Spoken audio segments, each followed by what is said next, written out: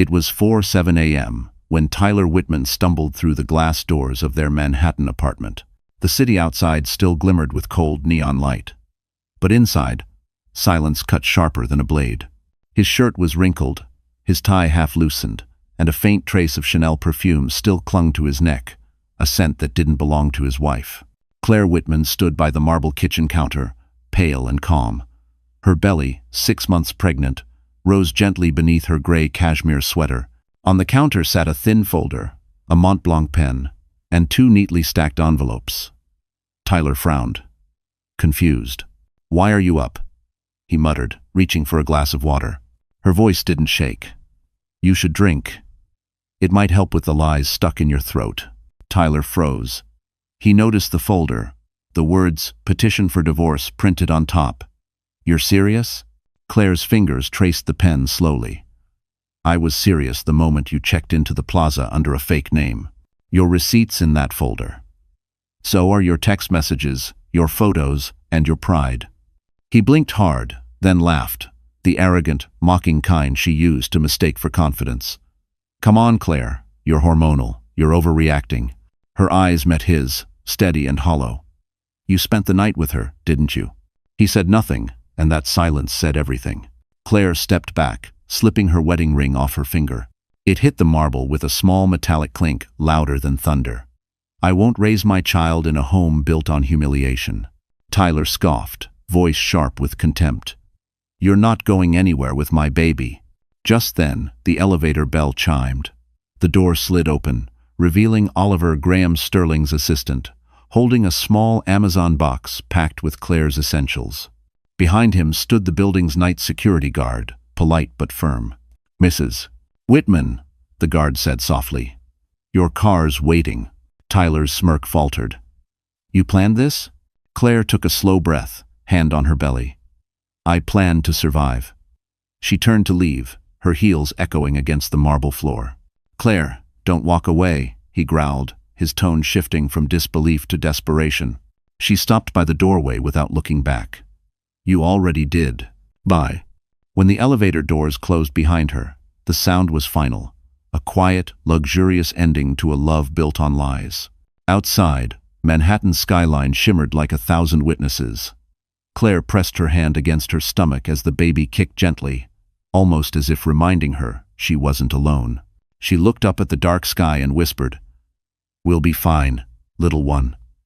We'll start again." But deep down, she knew this was only the beginning, and Tyler wouldn't let her go that easily. The ride through Manhattan at dawn felt unreal. The city glowed gold against the glass towers, but Claire barely saw it.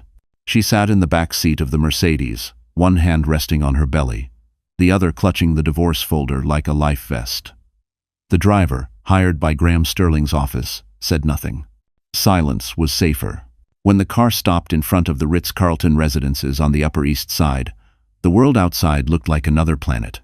Polished marble floors, uniformed doormen, and air that smelled like money and lemon polish. Claire hesitated before stepping out. She didn't belong here, not with swollen ankles and a heartbeat full of chaos. Oliver was waiting at the entrance. "Mr. Sterling said you can stay as long as you need. It's private, secure. No one will find you here." "Sing." She nodded, too tired to argue. The elevator ride was quiet except for the hum of the city waking below. When the doors opened, she saw a space straight out of Architectural Digest, soft gray walls, a minimalist sofa, and floor-to-ceiling windows that overlooked the East River. A basket sat on the counter. Fruit, bottled water, prenatal vitamins, and a handwritten note. "You're safe here. Rest, G.S." Claire exhaled for the first time in hours. She placed the divorce papers on the table beside a white iPhone charger and stared out the window. From this height, Manhattan looked peaceful, distant, unthreatening, but her hands wouldn't stop trembling. Maya Brooks arrived that afternoon, clutching 2 Starbucks cups and a laptop. She was in her early 30s, sharp and calm, a friend from Claire's freelance days. "Tyler's PR team already pushed a story," she said, flipping her MacBook open. "They're painting you as emotionally unstable, postpartum anxiety, hormonal, maybe even dangerous. Typical playbook." Claire's throat tightened. "He's faster than I thought." Maya nodded. We'll be faster. I've already filed for an emergency protection order. You're not obligated to speak to him directly. For a moment, Claire just stared at the steaming coffee cup in her hands. The label read C, decaf latte. Small kindnesses felt huge now.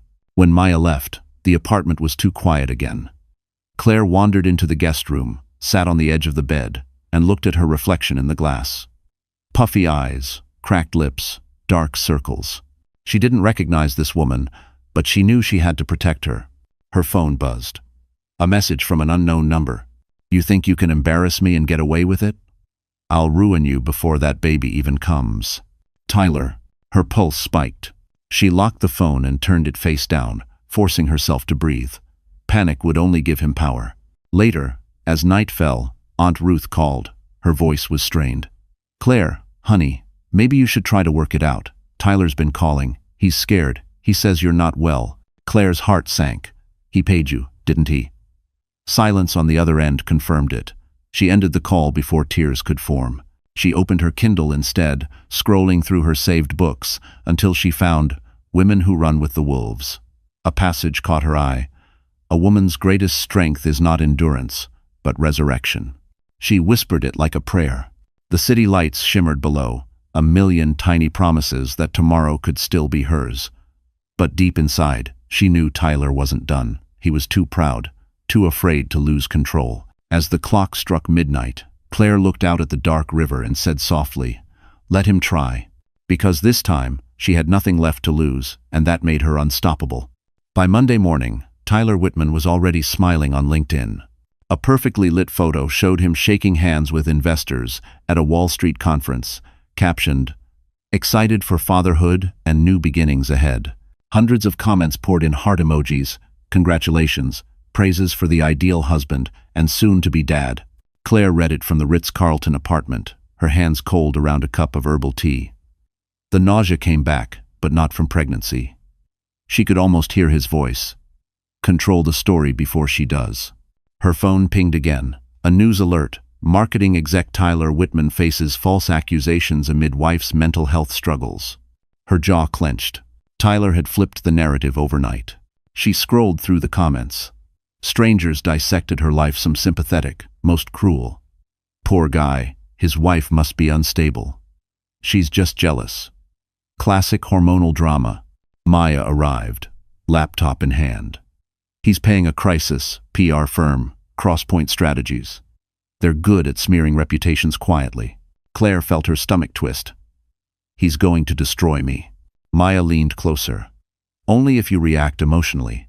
Right now, we collect evidence, not headlines. She handed over a file. Inside were screenshots of Tyler's texts, receipts from the plaza, and a list of witnesses who had seen him with Sienna Cole. But then Maya hesitated. There's one more thing. He's filing a motion claiming you're unfit to parent, alleging emotional instability. Claire blinked, stunned. He's using my pregnancy against me? Yes. He'll say the stress affects your judgment. We'll need statements from your doctor, therapist, anyone credible. The weight of betrayal pressed down on her chest. This wasn't just a broken marriage. It was war. That afternoon, the doorbell rang. Claire expected Oliver or room service, but when she opened it, a delivery man held a bouquet of white lilies and a silver envelope. No card, just a small printed note. You can't hide behind rich friends forever. Her knees weakened. She slammed the door and called Oliver immediately. Within minutes, he was there with a new security code for the apartment and 2 guards stationed in the lobby. Tyler's testing boundaries, Oliver said. He wants you scared. Claire nodded, gripping her belly. Then he'll be disappointed.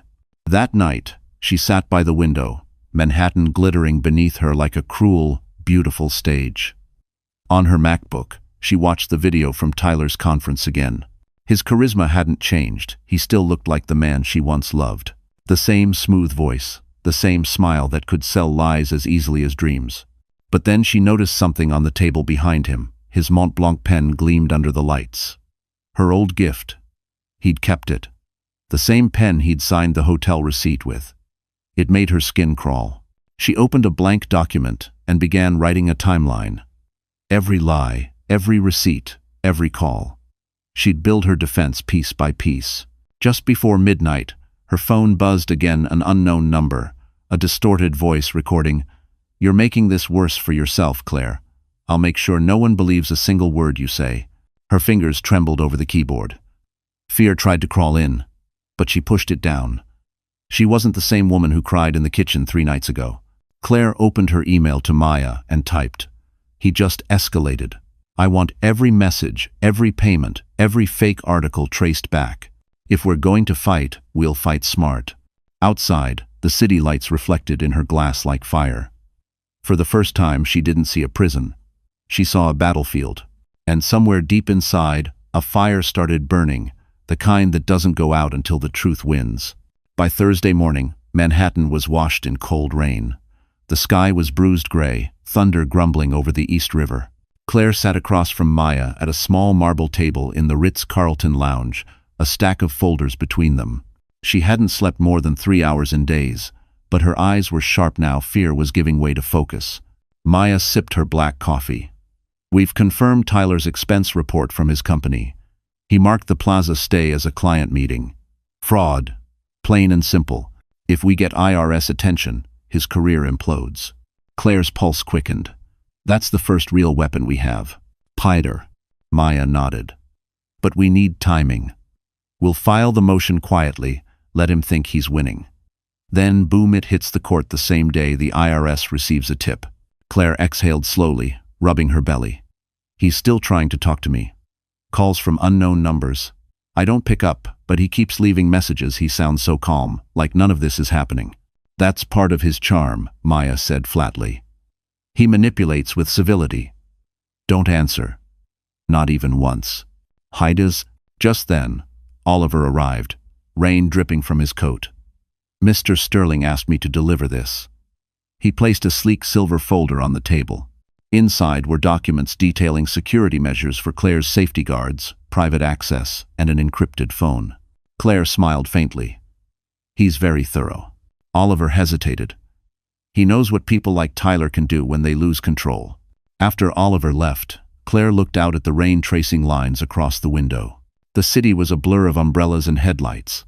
Somewhere out there, Tyler was probably laughing over lunch, pretending his life was perfect. The thought made her jaw tighten. Later that afternoon, she met with Dr. Harper, her obstetrician. The doctor, a warm woman in her 50s, listened carefully as Claire explained the stress she'd been under. "Your vitals are stable, but stress affects both of you," she said gently. "Try to rest. Your baby feels everything." "1. I'm trying," Claire whispered, "but he won't stop." Dr. Harper placed a hand on her shoulder. "Then you need to stop letting him live rent-free in your head. Let your lawyer handle him." That evening, Claire returned to the apartment and found a small brown box waiting by the door. No return address. Inside was a single photo her wedding day, smiling under the lights of Central Park, and a note, "You looked better when you were mine." Her knees went weak. For a long minute, she couldn't move. Then she gathered the pieces, placed them in a Ziploc bag, and wrote a label, "Evidence." At 9 p.m., she called Maya. "I want to file that motion. Tomorrow, I'm done hiding." Maya's tone shifted. "You're sure? Once we do this, there's no going back." Claire's eyes flicked to the photo again. "There's nothing to go back to." That night, she drafted a short statement for the court, calm, factual, unshakable. When she finished, she opened her Kindle to the 48 Laws of Power and underlined a sentence, "Never outshine the master until you are ready to destroy him." Outside, the storm had eased, the clouds cracking open to reveal a line of silver moonlight stretching over Manhattan. Claire stood by the window, one hand on her belly, the other holding the pen that had once signed her wedding vows. Tomorrow, she would use it to sign the beginning of his downfall. Friday morning sunlight broke through the clouds, painting Manhattan gold again. For the first time in a week, Claire woke without tears. She brewed decaf coffee in the quiet Ritz-Carlton apartment and glanced at the city below. People rushing, taxis honking. Life continuing as if her world hadn't shattered. Her phone buzzed with a text from an unknown number. "Can we talk? Woman to woman." The name appeared seconds later. Sienna Cole. Claire froze. She hadn't seen that name since the Plaza receipts. Her stomach turned, a blend of anger and curiosity. Against her better judgment, She typed back one word. Where? Sienna suggested a Starbucks on Lexington Avenue. Neutral ground. Public. Safe. Claire agreed, though Maya warned her, don't let her bait you. Record everything. At noon, she arrived wearing a simple beige coat, hair tied back, no makeup. Sienna was already there, sitting by the window, glamorous in a red Dior dress, pretending not to be nervous. Claire sat across from her. Sienna smiled faintly. You look tired. I've earned it, Claire replied. Sienna stirred her latte. I didn't mean for things to go this far. Tyler said you were separated. He said you needed space. Claire's lips curved into a bitter smile. And you believed him. He's not who you think. Sienna whispered, leaning forward. He's dangerous. IIB. But before she could finish, Claire's phone lit up, a voice memo notification. Her blood ran cold. Someone was recording. She looked around and spotted a man sitting near the counter, holding a phone angled subtly in their direction. She stood abruptly. You're setting me up. Sienna's expression flickered. Guilt. Fear. Then denial. No. Tyler just wanted me to talk to you. To calm things down. Claire grabbed her coat. Tell him next time he'll need a subpoena. Fun. She stormed out, heart pounding. The realization hit her halfway down the block. This wasn't an olive branch. It was a trap, a fake reconciliation, to paint her as irrational or threatening. Within hours, the plan unfolded online. A clipped, edited audio surfaced. A woman's voice, desperate and harsh, saying, You'll regret this. Sienna. It wasn't her. Not entirely. But enough pieces had been spliced together to make it sound real. Tyler's PR team fed it to the tabloids. Pregnant wife threatens husband's mistress. The comments were brutal. Sponsors from Claire's freelance work began backing away. When Maya arrived that evening, Claire sat motionless on the couch, staring at the screen. They won't stop, she said quietly. Maya leaned forward. They will, when we hit them where it hurts. How? Money. Fraud. Reputation. We'll expose him from the inside out. Oliver entered then, holding a sealed envelope. From Mr. Sterling, he said, setting it gently beside her. Inside was a note written in Graham's clean handwriting. Storms end. Truth doesn't. Attached was a key card. Access to a private workspace in his Park Avenue office, so she could safely prepare her case away from prying eyes. That night, Claire stood before the mirror. Her reflection looked stronger now, sharper, colder. She whispered to herself, They think I'm broken. Then, after a pause, Good. Broken things cut deepest. 5/5. Outside, the city pulsed with light and noise, but inside her heart, something shifted. The fear that once paralyzed her was turning into strategy. She wasn't the trembling wife anymore. She was becoming the storm. By Monday morning, the gray mist over Manhattan felt heavy enough to crush the skyline.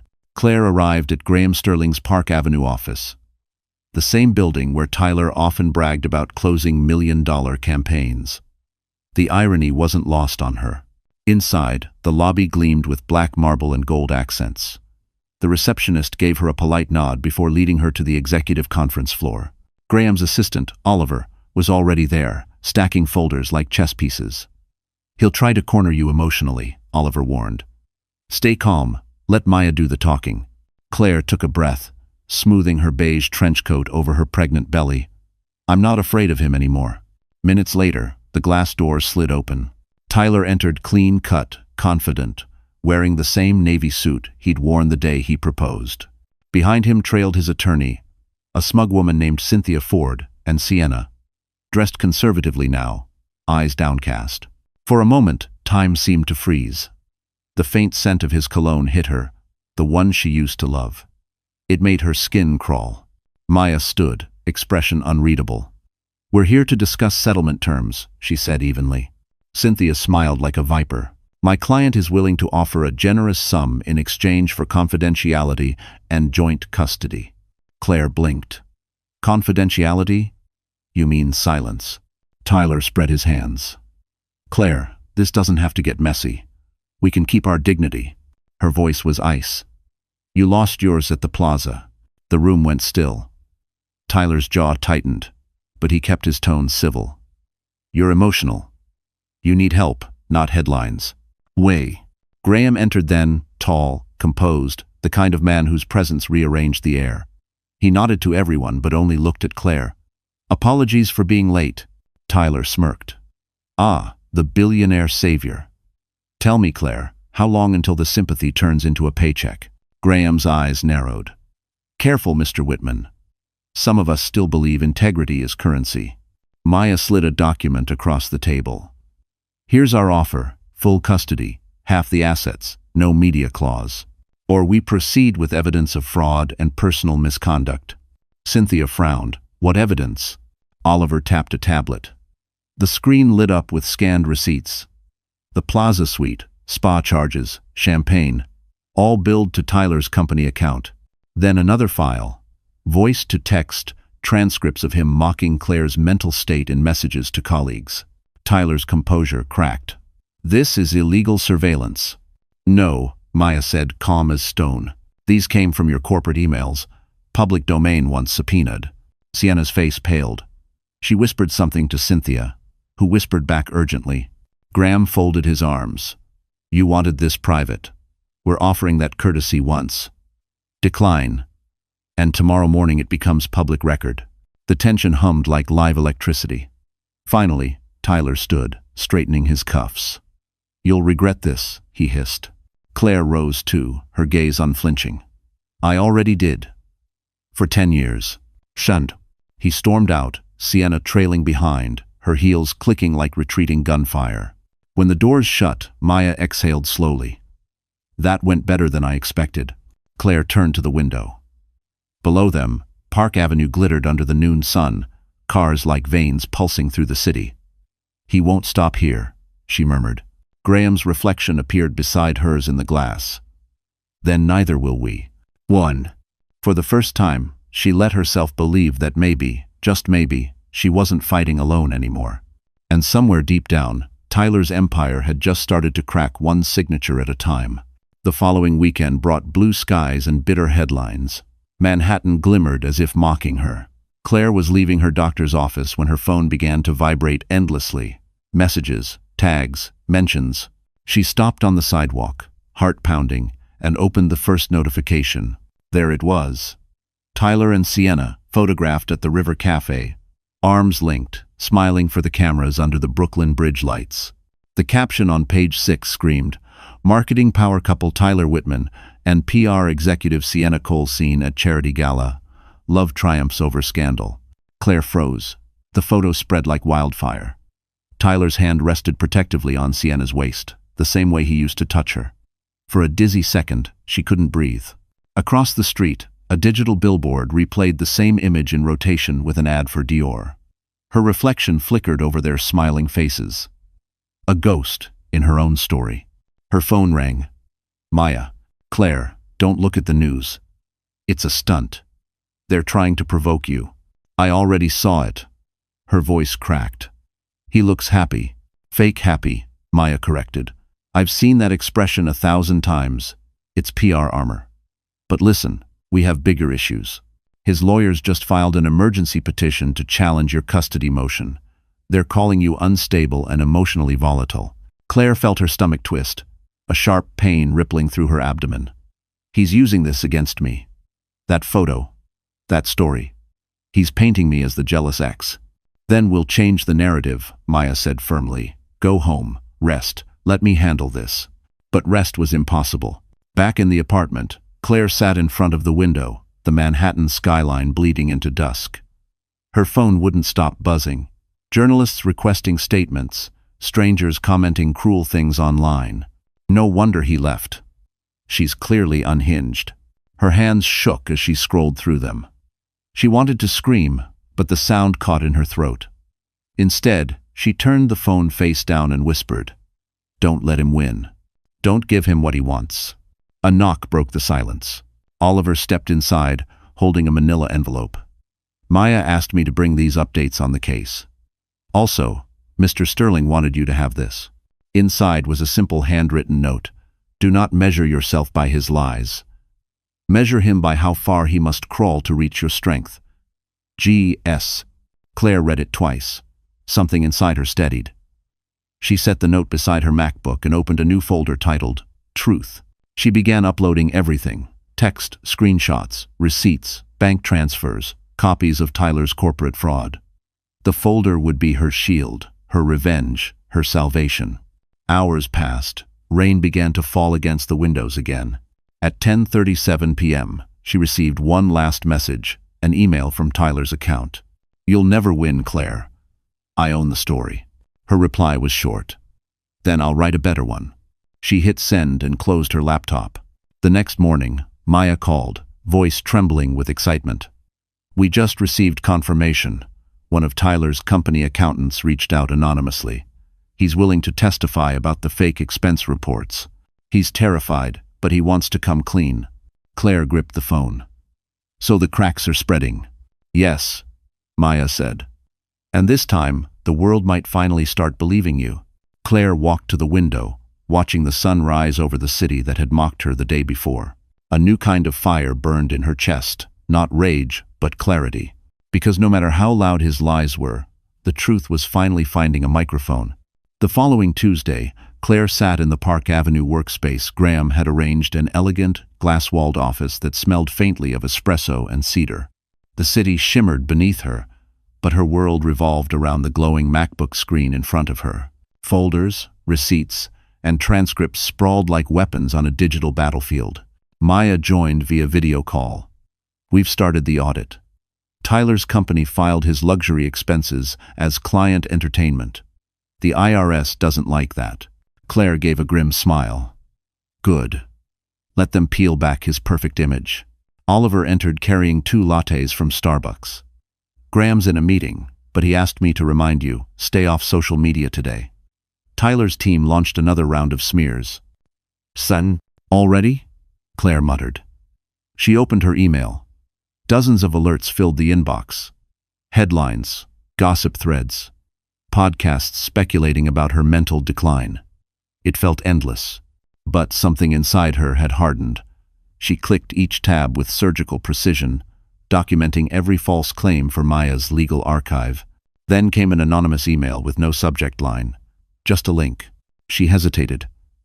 "Maya, should I open it?" "Forward it to me first." But curiosity beat caution. She clicked. A grainy video began to play. Tyler in a hotel hallway, arguing with a woman not her. The woman was Sienna, crying, shouting something about lies and promises. The timestamp matched the night Claire had found the receipts from the plaza. Her hands shook. "He recorded her too," she whispered. "He's been collecting leverage on everyone." Maya exhaled sharply. "Send it to me now. If we can verify authenticity, that video will destroy his credibility." "Send that." Claire did, but before she could close the window, another message popped up. This one from Tyler's account. "You're predictable, Claire, always reacting. That's why you'll lose." Her stomach tightened. "He knows I opened the link." "Stay calm," Maya said. "He's watching for emotional mistakes. Let's hit him with evidence, not anger." That night, Oliver arranged an emergency tech team, digital forensics experts from Graham's security division. They combed through her laptop, isolating the intrusion. One of them, a woman with short silver hair, looked up and said, "He planted a tracker in your iCloud months ago, probably when he still had your passwords." Claire's throat went dry. "So every photo, every document, he saw everything. But now, we see him." The woman smiled coldly. "We'll trace it back." By dawn, they had an IP log linking Tyler's devices to multiple fake accounts spreading lies about Claire. Each post, each headline, each rumor, they could all be traced back to him. Maya called again at sunrise, her voice fierce with quiet triumph. "We got him. Digital harassment, identity theft, defamation. It's all there. The judge will eat this up." Claire sank back in her chair, exhausted but alive. For the first time, she felt momentum on her side. She looked out the window at Manhattan, waking up, the streets glowing gold, the skyline alive with possibility. "He used technology to humiliate me," she said softly. "Now I'll use it to end him." Oliver handed her a file. "Graham asked me to deliver this. It's a confidentiality draft. To protect your story from being twisted again. He said you shouldn't have to defend the truth twice. She smiled faintly, tears pricking her eyes. Tell him, thank you. The city roared beneath her, alive with noise and ambition. But Claire heard only one sound, the click of the keyboard as she built her case. Because in the digital age, reputations can die overnight, but so can lies. And hers were about to take their final breath. It was nearly midnight when Manhattan finally went still. The city lights flickered like stars trapped in glass towers. But inside the quiet apartment, Claire sat alone on the edge of her bed. The hum of the air conditioner was the only sound. Her laptop screen glowed faintly beside her, open to the last message she had written to Maya. We have enough. Tomorrow, we file. Her body ached from exhaustion. Her hands were swollen, her ankles hurt, and every small movement reminded her that she wasn't alone. The baby kicked softly, a flutter beneath her ribs, and she pressed her palm there. You hear that? She whispered, smiling weakly. That's your cue to stay strong, little one. For a long moment, she just breathed. After weeks of chaos, lawyers, reporters, betrayal, silence felt foreign. But in that silence, fear began to creep back in. What if Tyler managed to twist things again? What if the court believed him? She reached for her Kindle and opened Atomic Habits, a book she'd started weeks ago. Her eyes caught on a line. Change doesn't come from motivation. It comes from systems that make survival easier. She closed it slowly. Maybe survival was her new system now. Her phone buzzed. Unknown number again. She ignored it. Then it buzzed a second time. And a third. Finally, she opened the messages. You think you're safe behind lawyers and bodyguards. You're still my wife, Claire. That baby is mine. I can make one call and take everything back. Her vision blurred. For a second, she almost replied. Then she deleted the thread and blocked the number. Her heart hammered, but her voice stayed calm when she whispered, Not this time. Across the room, lightning flashed against the skyline. The thunder rolled slowly, like the warning drum of something coming. Claire stood by the window, watching the rain smear the city lights into ribbons of gold and gray. She began to talk softly to the baby again, her voice steady now. Your father thinks strength means control, but he's wrong. Strength is walking away when no one believes you. Strength is starting over when everything's been burned. Her reflection looked back at her tired, pale, but still standing. For the first time, she didn't see a victim. She saw a survivor. Suddenly, her phone rang again. This time, Maya's voice urgent. Claire, listen carefully. We've been granted an early court hearing. The judge wants to see the evidence package first thing tomorrow. Claire's eyes widened. Tomorrow? That soon? Yes, it's good news. But it also means Tyler will know we're coming. You need to be careful. I'm always careful now, Claire said quietly. After the call ended, she packed the documents into a leather portfolio, receipts, transcripts, screenshots. Every scar turned into a weapon. She placed it beside her bed like a shield. Outside, thunder cracked again. She looked toward the ceiling and murmured, Whatever happens tomorrow, we'll face it together. The baby kicked again, harder this time, as if answering her. She smiled through tears. Then, a faint sound came from the hallway. A creak, like someone had stepped too close to the door. She froze, heart pounding. The sound came again. Claire grabbed her phone, ready to call Oliver. But after a tense pause, only silence followed. Still, she left a lamp on that night. Because in New York, storms never end quietly. And sometimes, the loudest ones start right after midnight. Morning came heavy and metallic. Rain dripped from the edges of skyscrapers as black cars lined up in front of the Manhattan family court. Claire stepped out of the Mercedes, one hand gripping the door, the other resting protectively on her belly.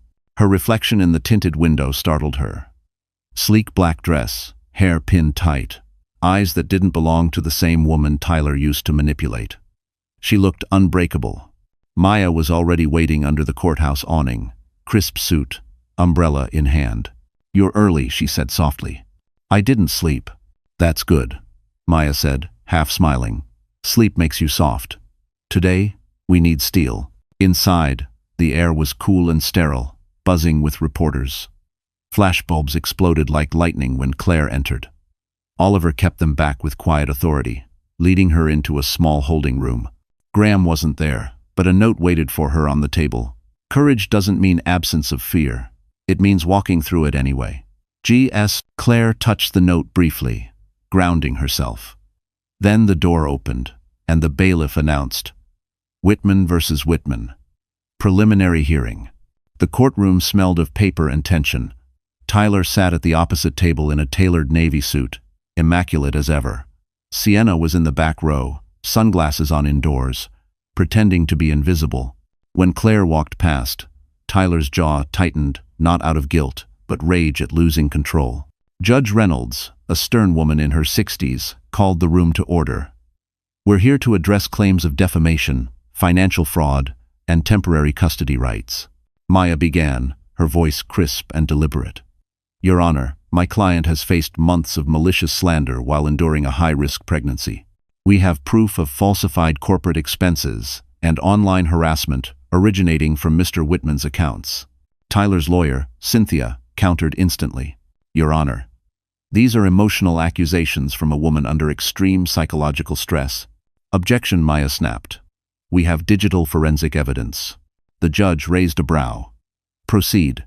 Claire's heart pounded as the big screen flickered on. Oliver loaded a presentation. Screenshots, timestamps, financial transfers. The final slide. An IRS letter confirming an investigation into Tyler's misuse of company funds. Gasps rippled through the gallery. Tyler's face drained of color, but he forced a smirk. My wife has always been dramatic, he said to the judge. She's pregnant and paranoid. I've tried to help her. Help, Maya interrupted. By hacking her iCloud. By sending anonymous threats. By lying to the public about her mental health. Judge Reynolds leaned forward. Mr. Whitman, did you or did you not approve the Plaza Hotel expense under client meeting? Tyler hesitated.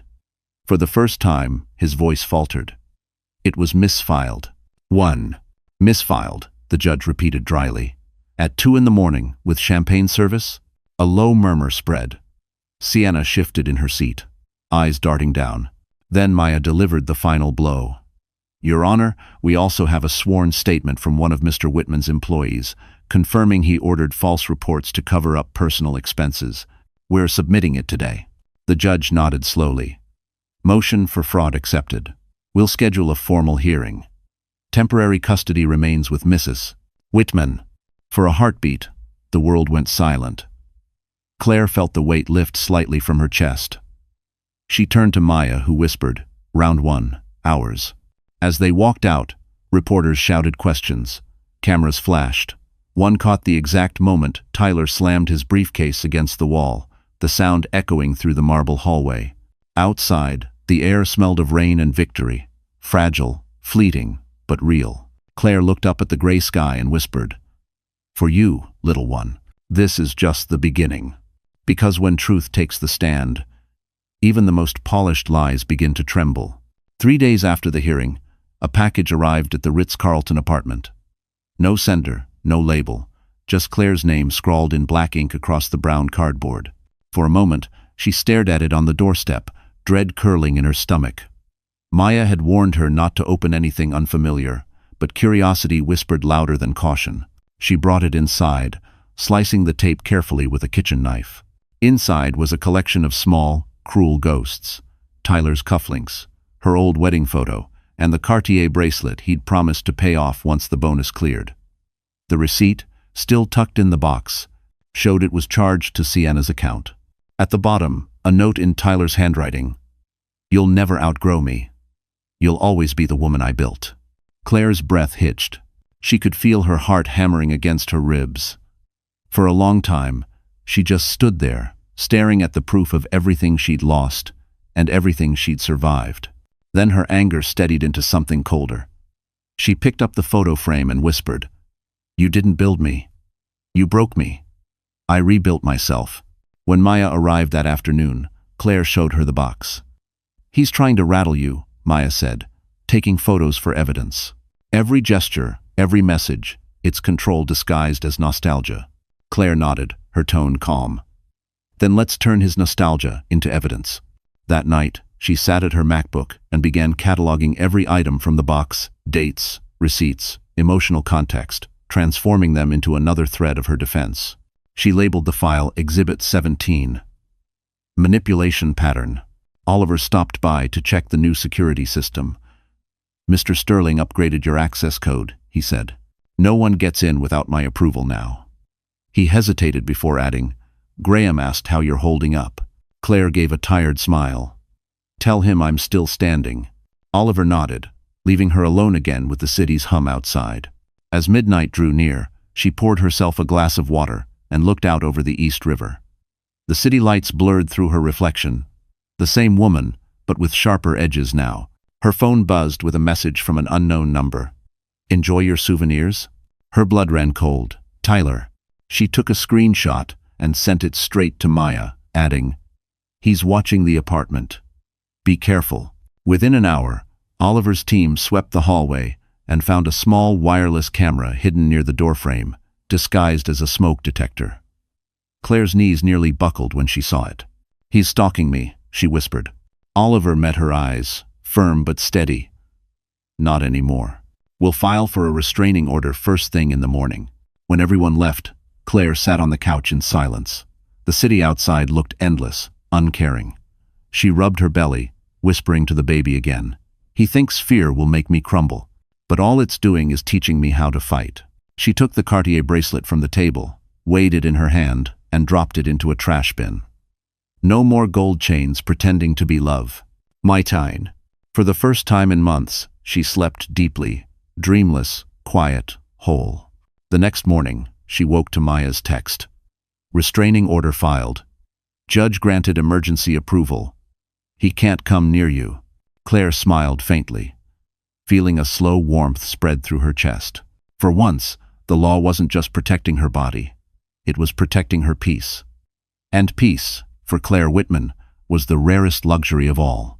The rain had cleared by Saturday evening, leaving the Manhattan sky streaked with soft pink and gold. Claire sat at a small round table in the Ritz-Carlton restaurant, the same place where she'd first met Graham Sterling months ago.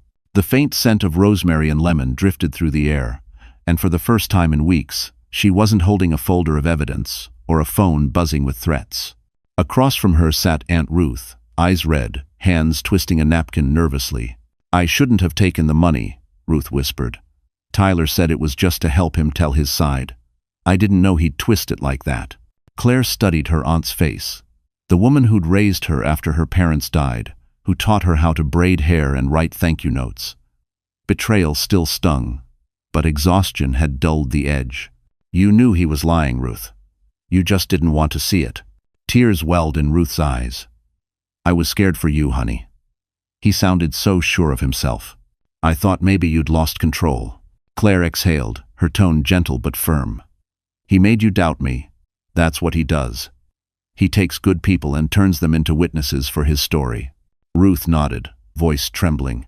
"He tried to call me again yesterday, offered more money." "What did you say?" "I told him to go to hell." For the first time in months, Claire smiled. "That's a start." Just then, Maya arrived, setting her briefcase beside the table. "Sorry to interrupt family time, but you'll want to see this." She pulled out a printed email chain. "Tyler's company just suspended him. The IRS confirmed the audit." Ruth gasped softly. "So he's losing?" Maya's lips curved into a rare smile. "He's unraveling." Claire leaned back, absorbing the words.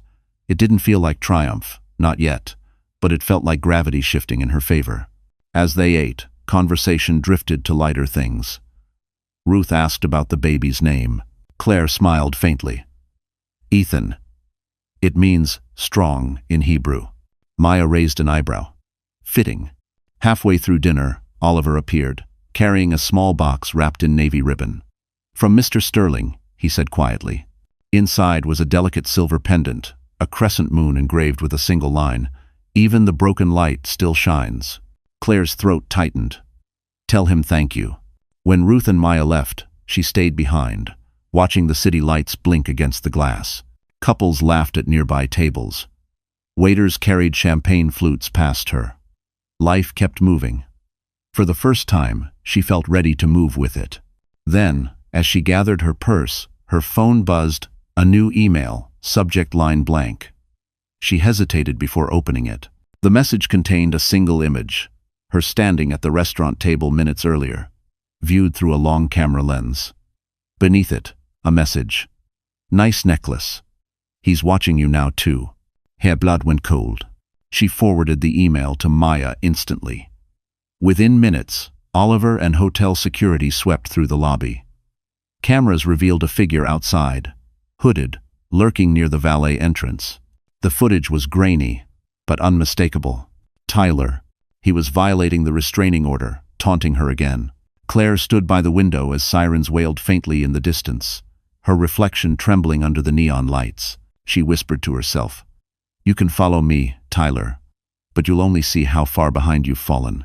Then she turned off her phone, pressed her hand to her belly, and walked calmly toward the elevator. Because the old Claire would have run. But this Claire was ready for him to come. Just so she could finally end it. The next morning, Manhattan woke to headlines that hit like a tidal wave. Tyler Whitman suspended amid IRS probe. His picture was everywhere. The once polished executive now a symbol of scandal. Claire watched the morning news in silence, the baby kicking softly as if sensing the storm changing direction. Her phone rang. It was Maya. "You're not going to believe this," she said, voice sharp with adrenaline. "Sienna Cole just contacted me. She wants to talk, privately." Claire frowned. Why would she help us now? She didn't say. She just sounded scared. "Son." A meeting was arranged that afternoon at a quiet cafe in Soho. Claire arrived early, choosing a corner booth near the window. Rain had returned, soft but steady, tapping against the glass. When Sienna entered, she looked nothing like the glossy PR star who had flaunted herself beside Tyler. Her eyes were red, her hands trembling. "Thank you for coming," she said, sliding into the seat. Claire's tone was even. "You made a public spectacle of my marriage, Sienna. Why now?" Sienna looked down, voice cracking. "Because I'm pregnant." The world seemed to tilt. Claire's pulse raced. "You're lying." "I wish I was," Sienna whispered. "But it's not Tyler's." Silence fell heavy between them. Sienna pulled out a small USB drive and placed it on the table. "That's why I need your help. He's been threatening me, says he'll ruin my life if I talk. But I recorded everything. The calls, the messages, even the night he begged me to take the fall for the hotel expenses." Claire blinked, stunned. "Why give this to me?" "Because you're the only person who can use it without fear. You've already lost everything. I still have something to lose." Claire hesitated, studying her. Beneath the smeared mascara and trembling hands, there was sincerity, or maybe just desperation. Either way, truth was truth. "I'll give this to my lawyer," Claire said. "You'll need protection." Sienna nodded. "I know. That's why I'm leaving New York. I just wanted you to have it before I disappear." When she left, Claire stared at the small USB in her hand. It was warm, like it carried a heartbeat. She called Maya immediately. "We'll verify the files," Maya said. "If it's real, it's a confession." That evening, Claire sat with Graham in his Park Avenue office as the IT team loaded the data. The room was silent except for the clicking of keys. Then, a voice crackled through the speakers, Tyler's voice. "You owe me, Sienna. You'll say you booked the room, not me. You'll take the heat. You want that promotion, don't you?" The room filled with static. Then another clip, Claire's unstable. "I'll make her look like she's losing her mind. Once the press believes that, I can take the baby. No judge will stop me." Claire covered her mouth, tears brimming. Graham's jaw tightened. "That's not a confession," he said coldly. "That's an execution order. And we just caught him loading the gun." Maya's text came seconds later. "We'll present this tomorrow morning. He's finished." Claire looked at Graham. "It's finally over." He shook his head. "No, Claire. It's finally beginning." Outside, lightning flashed over the skyline. She felt the baby kick again, stronger this time, alive and fierce. Because for every lie Tyler built, the truth had just found its heartbeat. The next morning, the air over Manhattan carried the electric tension of something about to break. Reporters were already camped outside the courthouse when Claire arrived, a silk scarf tied over her hair, her steps measured, deliberate. She wasn't hiding anymore. She was walking into battle. Maya met her at the steps, phone pressed to her ear. Our motion is filed. The recordings are authenticated. Tyler doesn't know yet, but he will before the day's over. Tanjimon. Inside, the courthouse buzzed with whispers. Tyler sat at the defense table, flanked by his lawyer, Cynthia Ford, and a PR handler. His perfect suit couldn't hide the exhaustion in his eyes. The cameras flashed as the judge entered. Motion to reopen evidentiary hearing in Whitman versus Whitman, Maya announced. The judge raised a brow. On what grounds? Newly discovered evidence, Maya said, sliding the USB onto the clerk's desk. Audio recordings provided by a key witness. Teen. Tyler stiffened. Your Honor, this is absurd. It's fabricated. Maya smiled faintly. Then you won't mind us playing it. The courtroom fell silent. The first recording began. Tyler's voice, crisp and unmistakable. You'll take the blame, Sienna. I'll fix the rest. My wife's unstable. Once the press runs that, she's done. A collective gasp rippled through the gallery. Tyler's face went white. Cynthia whispered urgently in his ear. But the second clip played before she could stop it. I'll make her lose everything. Once I have the baby, she'll be nothing. The silence afterward was absolute. The judge leaned back slowly, eyes cold. Mr. Whitman, do you wish to explain this? Tyler's voice faltered. That recording is edited. Actually, no, Maya interrupted. It's verified by the FBI's Digital Forensics Division this morning. You can confirm the signature hash yourself. Cynthia tried to recover. Even so, Your Honor, my client was speaking under stress and stress doesn't produce premeditation. Maya cut in sharply. Claire sat perfectly still, her fingers gripping the edge of the table. Every word was a dagger drawn from months of humiliation. When she glanced toward the gallery, she saw Sienna sitting quietly in the back row, head lowered. Their eyes met. A fleeting truce between two women. Tyler had tried to break. Judge Reynolds turned to Tyler. Given this new evidence, I'm granting an immediate injunction.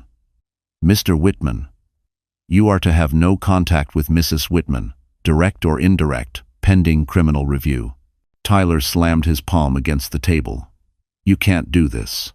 I just did, the judge replied. As bailiffs stepped closer, Claire's pulse thundered. This was justice, raw, undeniable. She hadn't shouted, hadn't begged. She'd simply shown the truth. Outside, K's erupted. Reporters swarmed, cameras flashing, microphones thrust forward. Maya shielded Claire, ushering her toward the car. Graham was waiting there, calm amid the storm, holding an umbrella. You did it, he said softly. No, Claire replied, her voice trembling. The truth did. As they drove away, the city roared behind them. Sirens, headlines, the echo of Tyler's empire collapsing in real time. On her phone, messages flooded in, offers for interviews, statements of support, apologies from those who'd once doubted her. But she didn't read any of them. She looked out the window instead. Rain streaking the glass like tears she no longer needed to shed. Beside her, Graham said quietly, You've changed everything today. Claire smiled faintly, hand resting on her belly. No, I just reminded him, and everyone watching, that the truth doesn't need makeup. Woo! Because when a liar finally meets the truth, it's not an argument, it's a sentence. The following week, calm returned, or at least the illusion of it. Tyler had vanished from public view, his lawyers silent, his company under federal audit. For the first time in months, Claire could walk through Central Park without hiding her face. The trees were shedding gold leaves into the lake, and the air smelled like freedom. But freedom never lasts long when evil still breathes. That afternoon, Claire met Maya at Graham's office to finalize paperwork for the criminal charges. The mood was light, hopeful. Once the prosecutors file this, he's finished, Maya said. He can't touch you again. Claire smiled, hand on her belly. It finally feels over. But outside, someone was watching. A man in a black hoodie leaned against a car, camera phone aimed directly at her. When she noticed him, he turned away too quickly. Her instincts screamed. But she said nothing. Maybe it was paranoia. Maybe it wasn't. That evening, Oliver drove her back to the Ritz-Carlton apartment. We've doubled security, he assured. No one's getting near you. Thank you, she said, but unease still gnawed at her. Later, after dinner, she curled up on the couch, reading an article on her iPad about women rebuilding their lives after divorce. The baby kicked gently. She whispered, "We're almost there." Then, a sound. A faint click near the door. She froze. The lights flickered once, then went out completely. Heart pounding, she stood slowly, reaching for her phone. But the signal was gone. A shadow moved near the window.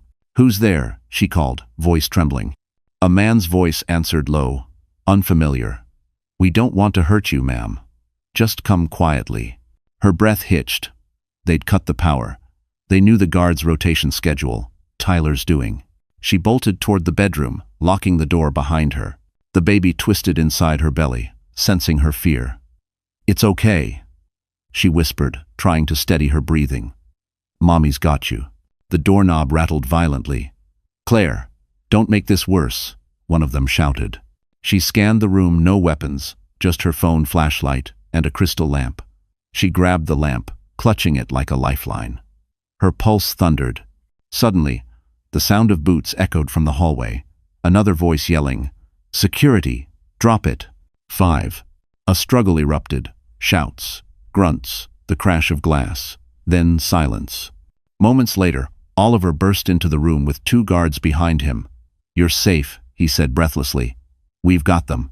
Claire sank to her knees, tears streaming. The lamp still clutched in her shaking hands. "They were going to take me. They were going to take my baby." Oliver knelt beside her. "They won't try again. The police have them, and one of them already confessed.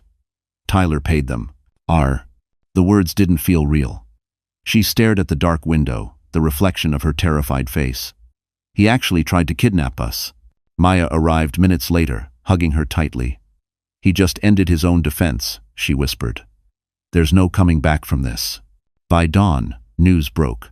Former executive Tyler Whitman under criminal investigation for orchestrated assault on pregnant wife. His career was over. But Claire didn't feel victorious. She felt hollow, trembling, holding her stomach as the baby moved again, proof that life refused to surrender. When Graham came to see her that morning, he didn't speak. He simply sat beside her, offering quiet company as sunlight filtered through the curtains. Claire whispered, "He wanted to destroy me." And he almost did.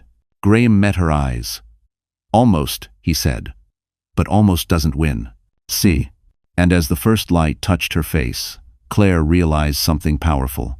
Survival wasn't her revenge. Living well was. The hospital smelled of antiseptic and rain. Claire lay in a dim room, the monitor beside her beeping in steady rhythm with her heartbeat.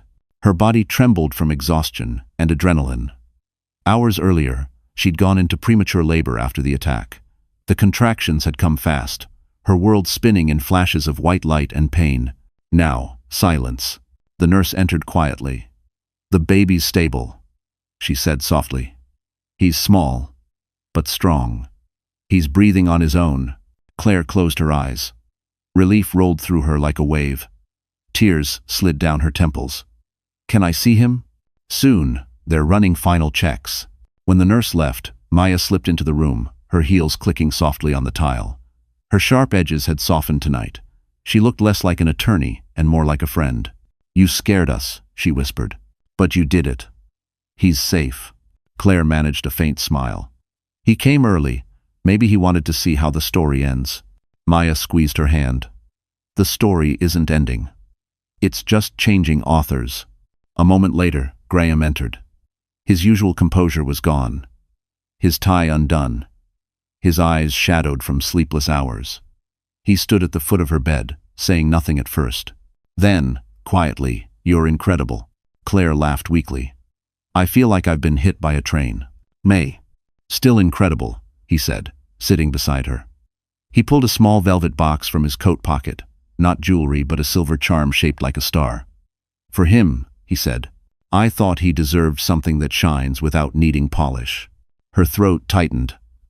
"Thank you, Graham." They sat in silence until the nurse returned, pushing a small bassinet.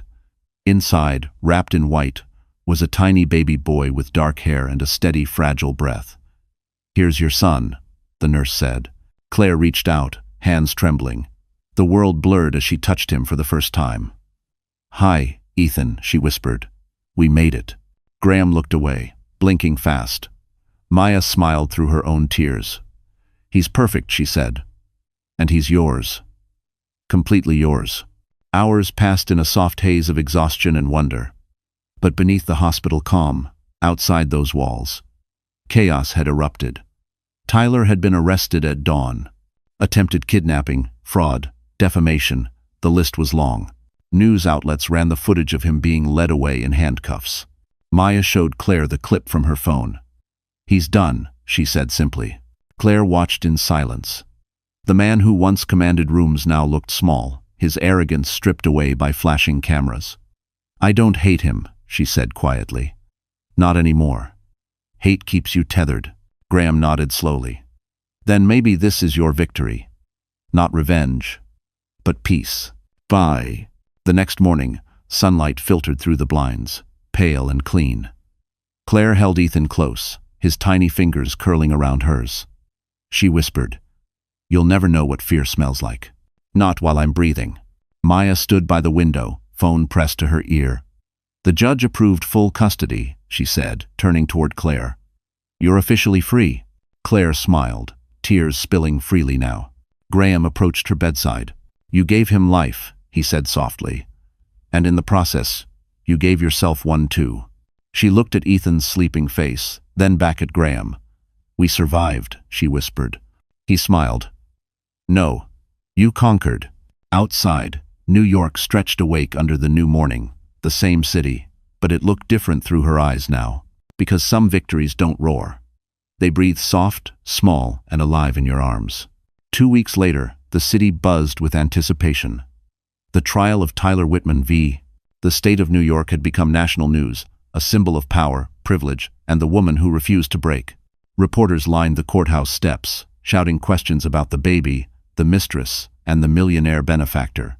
Claire stood at the entrance, dressed in a navy suit Maya had insisted on. She looked composed, though her pulse raced beneath her calm exterior. Graham stood a few feet away, offering a reassuring nod before she entered. Inside, the courtroom pulsed with tension.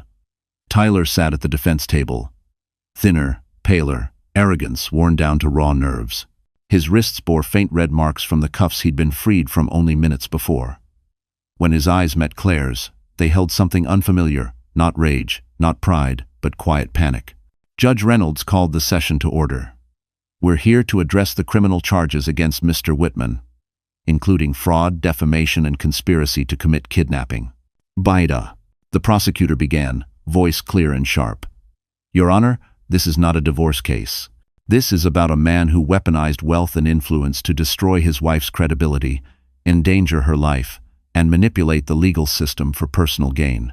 Maya sat beside Claire, whispering updates. "Everything we gave them, it's being used now. Every email, every recording." Claire nodded, though her throat tightened. Part of her still couldn't believe it was real. That all her pain, her fear, had finally transformed into evidence. The prosecutor played a section of the recording again. Tyler's voice, calm and cruel. "Once I have the baby, she'll be nothing." Gasps echoed through the courtroom. Even Cynthia Ford, his lawyer, looked shaken. "Mr. Whitman," the prosecutor said, "do you deny these words?" Tyler leaned into the microphone. "I was angry." "I didn't mean—" "Angry?" the prosecutor interrupted. "So you hired men to abduct a pregnant woman in her own home because you were angry?" Tyler's composure cracked. "It wasn't supposed to happen that way." Claire closed her eyes. The man she once loved was gone. Or maybe he'd always been this man, and she'd just refused to see it. When her turn came to testify, she stood at the witness stand, palms damp, voice steady. "He wanted control. Every time I said no, he found a new way to make me doubt myself. But when he threatened my child, I stopped being afraid." The courtroom was silent. Cameras clicked like heartbeats. She continued, "I'm not here for revenge. I'm here because no one should be able to destroy a life with lies and walk away untouched. I'm here because I want my son to grow up knowing truth has a spine, and sometimes it looks like his mother." The judge's expression softened. "Thank you, Mrs. Whitman." Jobling. Hours later, after closing arguments and deliberation, the verdict came swift and clear. guilty on all charges. Tyler's face went blank as the sentence echoed through the courtroom. 8 years in federal prison with a mandatory rehabilitation program. The room erupted in murmurs. Maya gripped Claire's hand. It's over. But Claire didn't cheer. She just breathed deeply, finally, freely. Outside, reporters crowded around. Claire held her head high and said one sentence before leaving. This isn't just my story. It's every woman's who was told to stay quiet. When she reached the car, Graham was waiting with a quiet smile. How does it feel? Claire looked up at the sun breaking through gray clouds. Like the storm finally ran out of rain. Because justice, when it finally arrives, doesn't shout. It speaks in the sound of chains unlocking and hearts exhaling. 1 year later, Manhattan glittered beneath the early spring moon. The Plaza Hotel shimmered with gold light, hosting the annual Rebuild Mothers Gala, an event organized by Claire herself. The same ballroom where Tyler once toasted investors now overflowed with journalists, philanthropists, and women who had rebuilt their lives from ashes. Tonight was not about revenge. It was about rebirth. Claire stood backstage, wearing a simple ivory gown that flowed around her like calm water. Her hair was swept into a low bun, her diamond earrings borrowed from a designer who had once cut ties with her. Now, they begged her to wear them. Irony had a sense of humor. Maya approached, holding a glass of water. You nervous? Terrified, Claire admitted, smiling faintly. But it's a better kind of fear. Graham entered then, tuxedo crisp, posture steady.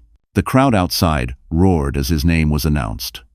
Graham Sterling, tech visionary and humanitarian sponsor of the Rebuild Mothers Foundation. He turned to Claire, eyes soft. They're all here for you, not me. She shook her head. They're here for every woman who refused to stay silent.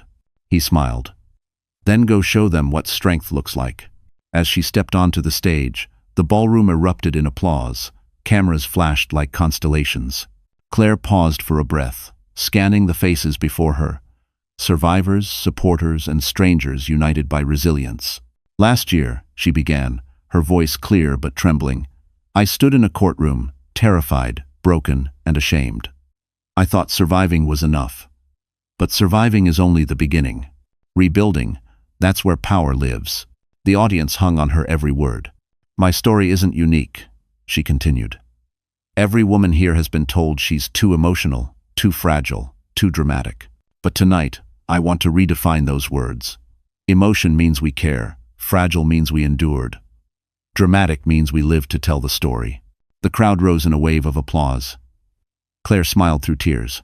Behind her, a large screen lit up with a video montage, women from across the country thanking the foundation for helping them start new lives. Safe homes, therapy, legal aid, tangible proof that pain had turned into purpose. When the applause quieted, Graham took the stage beside her, holding a silver plaque. This award, he said, goes to the woman who reminded us that truth and compassion are stronger than power and money. He turned toward her. Claire Whitman, founder of the Rebuild Mothers Fund. The crowd erupted again. Claire accepted the plaque, her hands shaking. Thank you, she said softly. And thank you to the man who believed I was still worth saving, when I stopped believing it myself. Win. Their eyes met a moment heavy with gratitude, not ownership. Later that night, after the speeches and champagne, Claire stepped out onto the plaza balcony. The city stretched before her, alive and endless.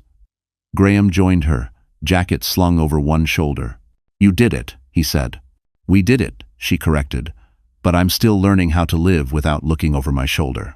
That's okay, he replied. Healing isn't quiet. It echoes.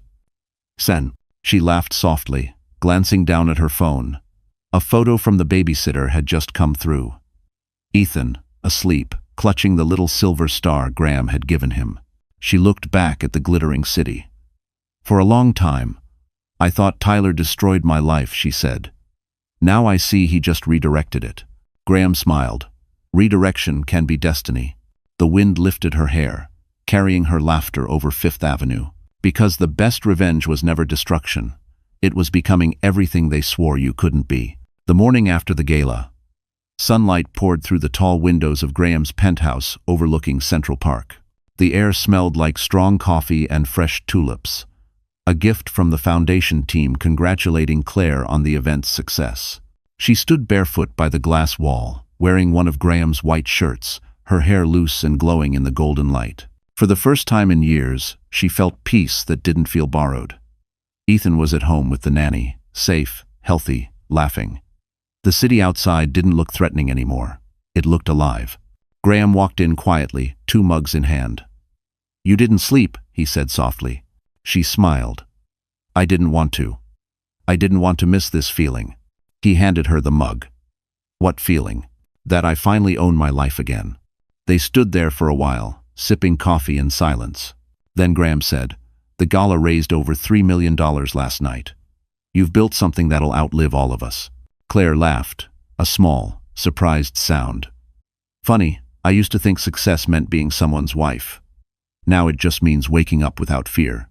He looked at her, and for the first time in months, the space between them shifted, no longer protector and survivor, but equals. "I've been thinking," Graham began carefully, "about what comes next for both of us." "Poppin' too?" She raised an eyebrow. "That sounds dangerously like a proposal." He chuckled. "Not dangerous, just overdue." He set his mug down and reached into his jacket pocket, not for a ring, but for a small envelope. "Before you say anything, just read this." Inside was a single sheet of paper, a letter written in his precise, clean handwriting. "Claire, you don't owe anyone your heart, not even me. But if there's room beside the life you've rebuilt, I'd like to share it. Not as your savior, not as your second chance, but as your equal." Gee. Claire's breath caught. "You wrote this instead of buying a ring?" He smiled. "I thought you'd trust words more than gold right now." She laughed softly, tears blurring her vision. "You were right." He stepped closer, hands gentle on her shoulders. "I don't want to replace your past. I just want to be part of your peace." "Sen." She looked up at him, the man who had stood quietly through every storm, who had believed in her when she was too tired to believe in herself. "You already are." He brushed a strand of hair from her face. "So, is that a yes?" She nodded, eyes shining. "It's a yes. But on one condition. Anything. No diamond. Just a promise that you'll never let me forget who I am." Graham smiled, leaning in. "That's the easiest promise I've ever made. Friend." He kissed her, not the hungry, desperate kind she remembered from her past, but a slow, grounding kiss that felt like home. When they pulled apart, she whispered, "I never thought I'd trust again." He touched her cheek. "You didn't need to trust me first. You just needed to trust yourself."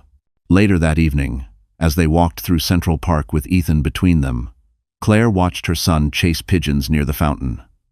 The city glowed, alive with second chances. Graham took her hand, fingers interlacing. "What do you want the next chapter to be called?" he asked. She smiled, gazing at the skyline. "Peace, after all." He nodded. "Then let's write it together. Because sometimes love doesn't arrive to save you. It arrives when you've already saved yourself." It was a warm June afternoon, 2 years after the chaos that had nearly broken her. The Rebuild Mothers Foundation had just opened its new headquarters on Fifth Avenue, an airy, sunlit space filled with white orchids, photographs of smiling women, and laughter echoing from every corner. Claire stood near the glass doors, watching volunteers set up for the open house. Her life, once a battlefield, had become a sanctuary. Ethan, now 2, toddled between her legs, clutching his favorite stuffed bear. "Mama, up!" he squealed. She lifted him, breathing in the scent of baby lotion and sunshine. His small hand patted her cheek. "Happy, Mama?" She smiled. "So happy, sweetheart."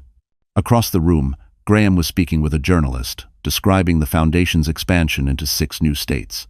He looked at her over the crowd, their eyes meeting in that quiet, familiar way. Not possessive, not loud, just certain. When the interviews ended, he walked to her side. "Ready to give your speech?" "Always," she said, though her stomach fluttered with nerves.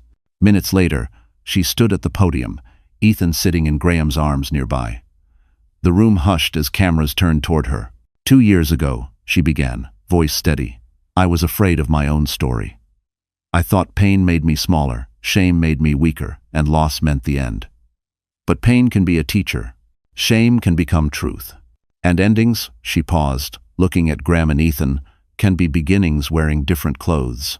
The crowd erupted in applause, some wiping tears. Claire smiled and continued, "This foundation isn't about me. It's about every woman who's been told she's too broken to rebuild. You're not broken. You're in progress. And progress is beautiful." When the applause faded, she caught sight of someone standing quietly at the back of the room, Ruth, her aunt. They hadn't spoken since the trial. Ruth's eyes glistened with tears as she stepped forward. "You did it, baby," she whispered. Claire embraced her. No anger left, just forgiveness. "We both did." Later that evening, when the crowd dispersed and the city lights shimmered outside the windows, Claire slipped onto the balcony with Graham. The skyline stretched before them, Manhattan glowing like a heartbeat. "Do you ever think about him?" Graham asked quietly. "Sometimes," she admitted. "But not with hate. More like looking at an old scar. It doesn't hurt anymore, but it reminds me where I've been." He nodded, slipping his arm around her shoulders. "They transferred him last month, didn't they?" "Yes, upstate, minimum security. He'll be out one day." She took a slow breath. "But that won't matter. I stopped living in his shadow a long time ago." Inside, Ethan giggled, chasing his reflection in the glass. The sound filled the quiet like sunlight spilling into dark corners. Claire turned to Graham. "When I first met you, I thought my story was over. I didn't realize it was just waiting for the right co-author." He smiled softly. "Then let's keep writing. No villains this time. Just peace, coffee, and mornings that don't hurt." She laughed, resting her head against his shoulder. "Deal." Down below, taxis weaved through Fifth Avenue, their lights glimmering like gold threads in the night. Claire looked up at the stars and whispered, for every woman still trapped in her storm, "Hold on. The rain always ends." Graham squeezed her hand. "And when it does," he said, "you'll see the whole sky. Because survival is the first victory, but forgiveness, peace, and love, that arrives after ruin, that's the final one." So, that's how our story comes to an end. A storm that once tore a woman apart, only to rebuild her stronger than ever. If you're still here, my friend, it means something in Claire's journey touched you in a quiet, personal way. Maybe it reminded you of a time you were broken, or maybe it whispered that healing is still possible. Life isn't about avoiding pain, it's about transforming it. Marcus Aurelius once wrote, "The impediment to action advances action. What stands in the way becomes the way." That's exactly what Claire did. She turned every betrayal, every scar, into a bridge toward peace. Remember, no matter who tried to define you or silence you, you always have the power to rewrite your story. Healing doesn't mean forgetting. It means learning to walk again without bitterness. If this story moved you, even just a little, leave a like, share it with someone who needs a reminder of their own strength, and don't forget to subscribe. Because here, we don't just tell stories. We rebuild hearts, one truth at a time. Now tell me, what part of Claire's journey felt closest to your own?